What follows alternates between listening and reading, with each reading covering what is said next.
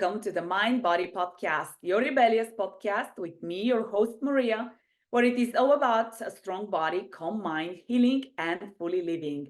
And today, your special treat is Lindsay Taylor Dellinger, who is joining us from California.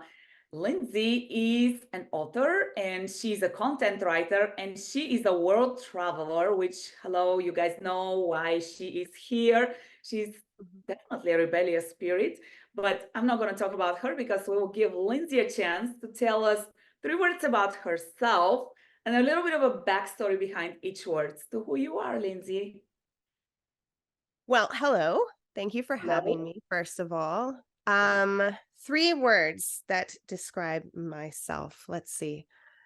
Definitely open-minded. That's a big one for me. I think part of the reason why I travel is because it continues to expand your mind.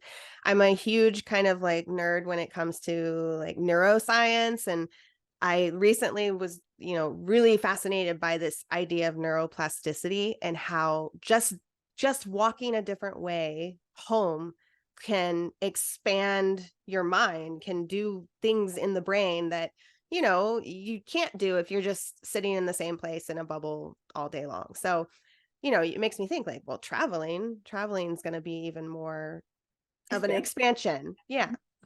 So open-minded and adventurous, definitely up there. I like to ask why not more than I like to ask why, and the third word would be, let me think about this one.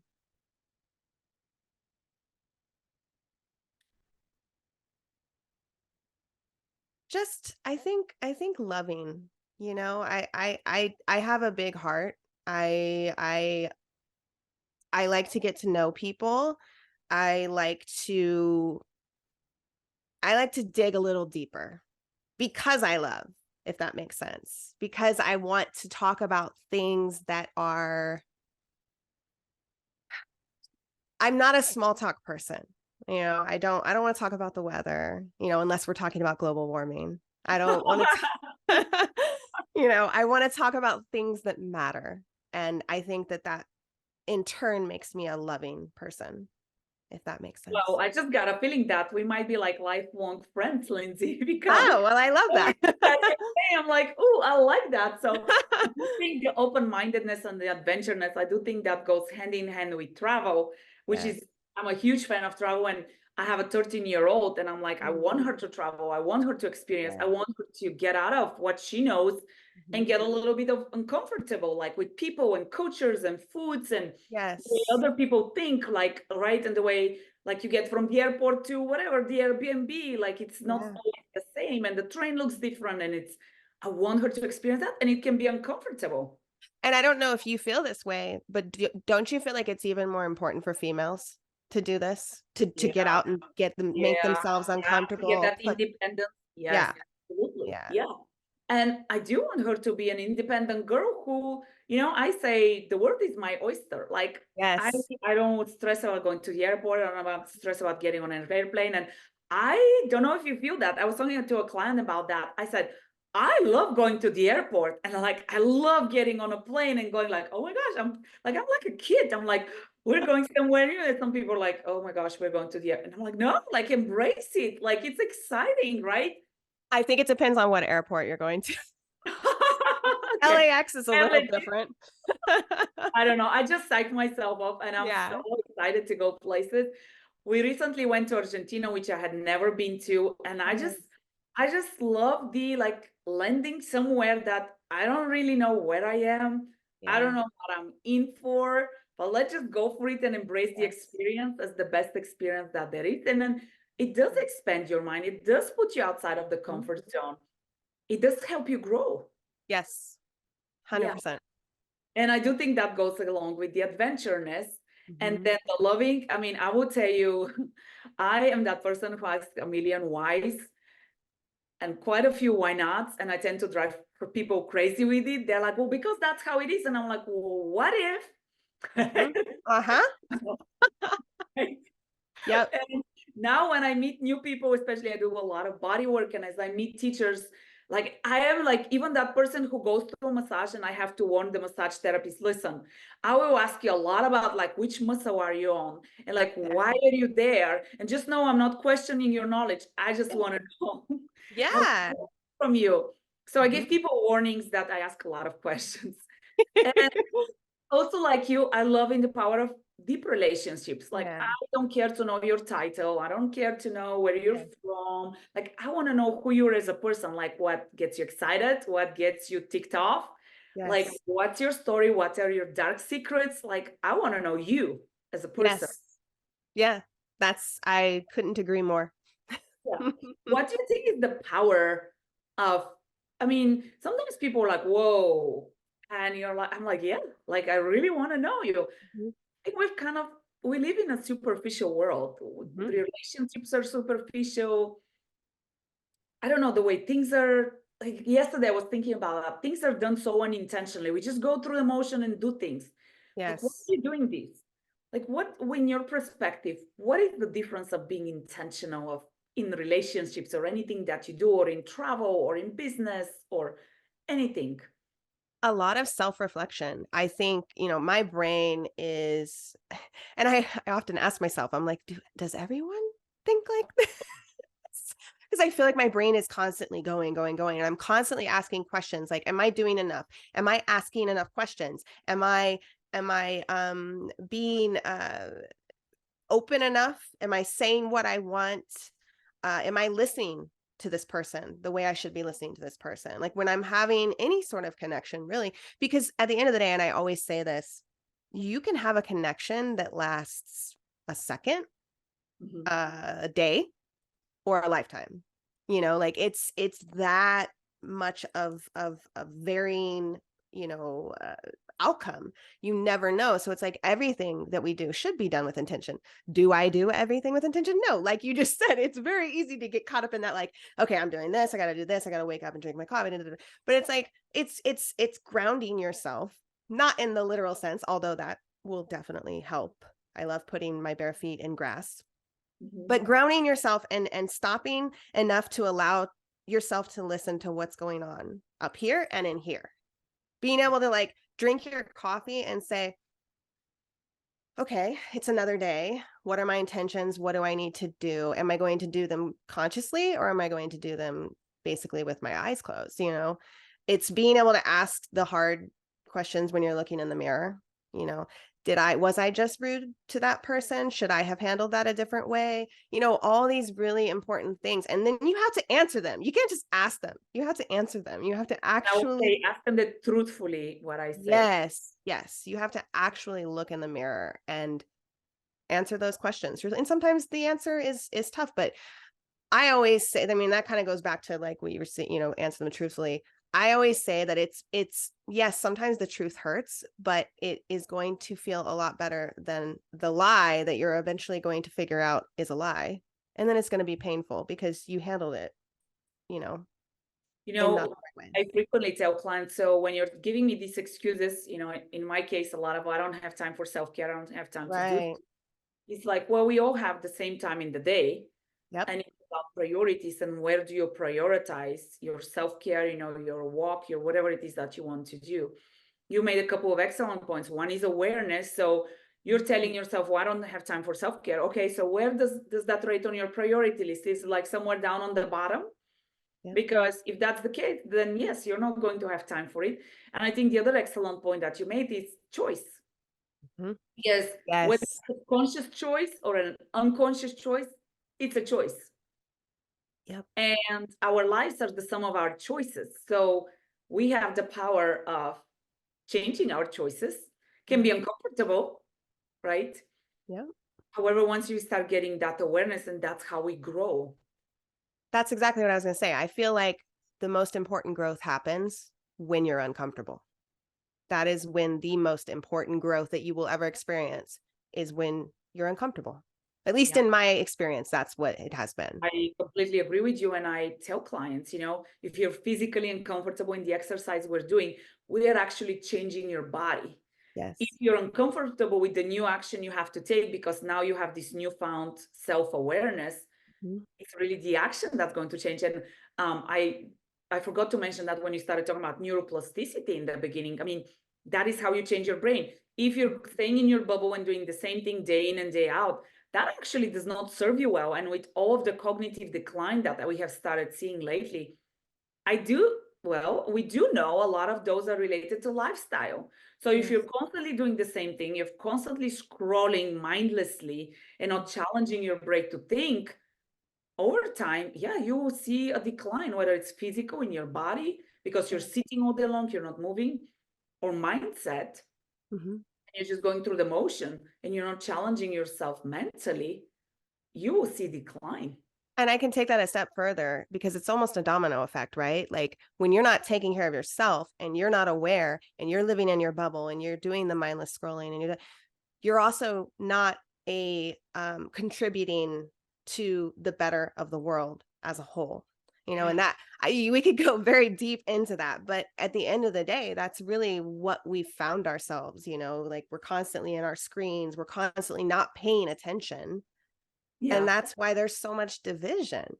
If we were more engaged with ourselves, we would be more inclined to be engaged with others. At least I think so. And excuse me, I do think that goes back to one of the first words used to describe yourself, open-minded. Mhm. When you're curious and open-minded about who you are, and when you start growing as a human being, your view of the world, your perspective of the world, your perspective of others shifts. You become more open-minded to people and places. And okay, just because he or she is acting in a different way doesn't make them bad. Right. They're coming from a different background, a different way of thinking. What if I respect that and I'm more curious? One of the I call them dares I give to clients. They'll say, "Well, I don't like that person. Mm. Why?" Well, because so and so. Okay, invite them to a coffee and get to know their story. You know what my therapist did? This was a few years ago. There was somebody I was working with that used to drive me up the wall, and I would often go into therapy and sit down and talk about this person. And I was the same way. I was like, "Oh my God, I can't stand this." And she actually, and I remember being angry about it at first, but she was Yeah. right. She looked at me and she said, "Have you ever considered the fact that maybe you don't like this person because they remind you of something you don't like about yourself?" Yeah, And mirror. I just got chills saying that because it took me a minute. It took me a minute to figure out what she meant. But I remember going back at one point into therapy and saying to her, "You know what? You were right." And ever since then, I've had a very good relationship with this person. Just like that. Just And like that. nothing, let's make this clarification. Nothing changed about the relationship No. except you changing the way you view that person. Yeah, she still drives me crazy sometimes, but I drive myself crazy. And we have a very good understanding relationship of each other. Yeah. So, yeah. And that's the power of perception. I'll give you another very simple example to understand. I host wellness retreats Mhm. and there are different price points, right? Some rooms are cheaper for a reason and some are more expensive. And I had this client, she said, "I want to go and I want to get the cheapest room possible." Okay, fine. We go there and she goes and sees the next level room, right? Uh-huh. And she goes, "Oh, how much more was this?" And she goes, "Only a couple." Now she says, "Only a couple of hundred more, but you get, whatever Yeah. extra." And she says, "That's totally doable." Now, her income didn't change. Right. Right. Nothing changed except her seeing the two rooms and saying, she saw the same numbers before, right? Mhm. Mhm. Yeah. It's the only thing that changes her perception. It's incredible. I mean, you could talk about so many scenarios just like that. It's all about mindset and perception. It really, and that boils down to all of it, all scenarios. People who are afraid of traveling by themselves. Yeah. Once they do it, I feel like, oh, you're going to change your mind because you're now going to perceive it differently because you're going to experience it as opposed to just thinking about it from behind. Mhm. Yes. Yeah. And I do have to say though, I'll make this, tell me if you agree. Let's say you're a person who is dreading travel, is not sure if you're comfortable you're definitely stepping outside of your comfort zone. Sure. You decide to travel and you go to whatever. and you're like, well, where's McDonald's? Well, why don't they do things that same way? If you go with that mindset that things will be how you want them and exactly the same, you are setting yourself up for a very poor experience. Yes. Right? Expectations always set you up for disappointment. Yes. You cannot go into a new experience that you already have anxiety about with a boatload of expectations. You're going to come away disappointed 99% of the time. So I tell people, ditch the expectations, keep an open mind, and embrace the experience. If you go with that mindset, your experience will be completely different. Agreed. Than if you went with, I'm going to eat the same type of food, I'm going to sleep in the same type of bed. It's different. And all it takes is setting up a different type of expectation. Yes. And I have a rule. No McDonald's, no Burger King, none of the American food chains when I am in another country. Hey, I hear people who are like, I can't believe they didn't have a McDonald's. And I'm like, you're going to Italy to eat in McDonald's? Thank Like, you. really? Thank you. However, no judgment. You know, No, it's not about judgment. And it's my rule. It's not a rule for anybody. It's just me. Like, I do refuse. whatever you would like to do. Yeah. However, what if you open your palette to trying different things? Just try it. And if you don't like it, fair game, at least you know you have tried it. Yes. Yeah. Yes. Very good, Lindsay. See, we have the energy going. I love it. Love it. What piece of advice or a favorite quote you want to share with our rebels listening? Oh man. There's so many. Well, okay. So first thing that just came to mind when you said a favorite quote, it was actually one of my mother's favorite quotes, and definitely one of mine, by John Lennon. And he basically said that time you enjoy wasting was not wasted. And Joy wasting is was not wasted. Uh-huh. And I believe that to my core, because I've been struggling with this a lot lately. I go. I'm constantly doing, I constantly have something to do. And I realized that I am uncomfortable not doing, not going, not just like sitting and doing nothing. And I've been challenged. That's kind of like my new challenge for myself, is to find time, which is obviously not high on my priority list right now. But to find time to just sit and like not literally stare at a wall, but do nothing and enjoy it. And I mean, not even watch anything, not just sit with myself and enjoy it. Like, that's my goal right now. And I think that that's important, to get to a point where you can enjoy what others may perceive as wasting your time. Yeah. I will tell you from a personal experience, I used to be that type A, go, high anxiety, high stress, can't sleep. And I constantly had to do something. Like, why am I sitting? Why am I not? There's so many things to be done. And I will tell you, I still run a very intense schedule. I'm an entrepreneur and I do so many different things.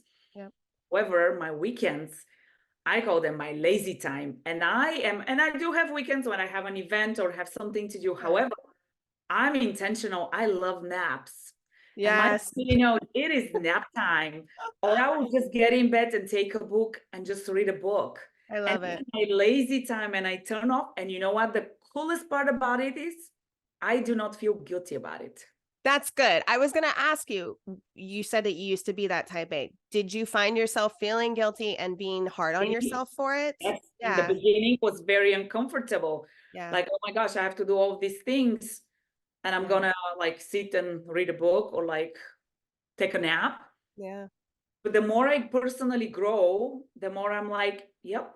And you know what? On the weekends, sometimes friends are like, you're not responding. I'm like, because I've ditched my phone. On the weekends, I'm intentional to put my phone. So my husband is like, where's your phone? I'm like, I left it at home on purpose, because I'll start responding to one text. The next thing you know what? They're like 20 more. I'm like, let me just catch up.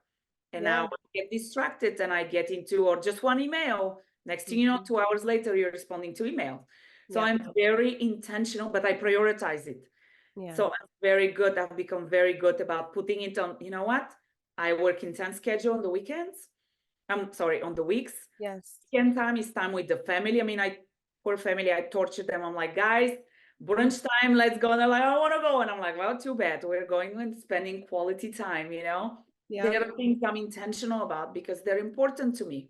Yeah. I've just learned to balance, I mean, sometimes during the week, I have such long days, I don't get to see my daughter. That used to make me feel very guilty. But you know what? When I spend time with her, it's time purely devoted to her instead of, let me respond to this email and talk to you. And Yeah. I would encourage you to like keep at it, because the more you do it, the more you give yourself. I think that is such fabulous and powerful advice, you guys. If you have not tried that, prioritize it and ditch the guilt and savor it. Yeah. Very powerful. Yeah. Definitely will try that. But you're too far. We could just chill on the weekend and go grab coffee. I know, right? We'll do this. We'll go to Italy or something and do that. I love it. That's a great idea. All right, Lindsay. Oh, wait. I was almost going to forget. What is your definition of rebellious? What does rebellious mean to you?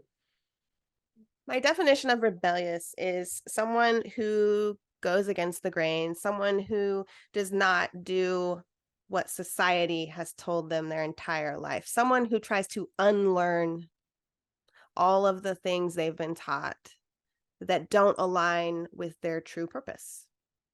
I love it. Love it, love it, love it. All right, Lindsay, where can people find you? You do a lot of work, content writing. You're an author. You have one published book, right? I do. Swipe Right memoir. Swipe Right.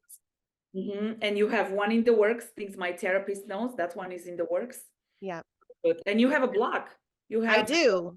The Roadlands Travels. It's all mostly travel, but I talk about a little personal things and lots of wine and good times on that blog. I love it. I love the vibes. Lindsay, where can people find you? Where can they follow you, get your books, read your social media? Yeah. My books are available on Amazon and my website, lindsaytaylordellinger.com. And you can follow me on Instagram at The Roadlands Travels, as well as Facebook at The Roadlands Travels. Love it. Lindsay, I appreciate your time. I appreciate the great energy, rebellious energy that you brought up today.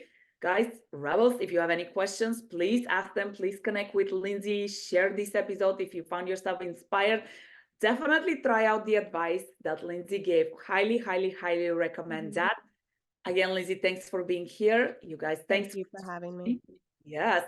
And don't forget to stay rebellious. We'll see you next time. Did you enjoy the conversation? Like, subscribe, and share with your friends. Want to redefine your success equation to include a healthy body and a healthy mind? Check out our website at rebellious-studio.com.